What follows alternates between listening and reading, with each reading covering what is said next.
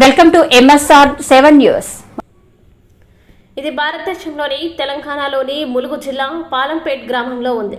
ఇది ములుగు నుండి 15 కిలోమీటర్లు, వరంగల్ నుండి 66 కిలోమీటర్లు, హైదరాబాద్ నుండి 209 కిలోమీటర్ల దూరంలో ఉంది. ఆలయంలో ఒక శాసనం దీనిని 1213 CEలో కాకతీయ పాలకుడు గణపతి దేవ యొక్క జనరల్ అయిన రేచర్ల రుద్రారెడ్డిచే నిర్మించబడింది.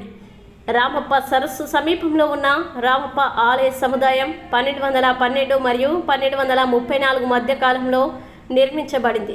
ఇది రామప్పచే రూపకల్పన చేయబడింది మరియు వాస్తుశిల్పిగా రూపొందించబడింది. దీనిపై ఆలయ సముదాయానికి పేరు పెట్టారు. మార్కో పోలో కాకతీయ సామ్రాజ్యాన్ని సందర్శించిన సమయంలో ఆలయాన్ని దేవాలయాల గెలాక్సీలో ప్రకాశవంతమైన నక్షత్రం అని పిలుస్తారు. జూలై 2021లో రామప్ప దేవాలయం యునెస్కో ప్రపంచ వారసత్వ ప్రదేశంగా ప్రకటించబడింది.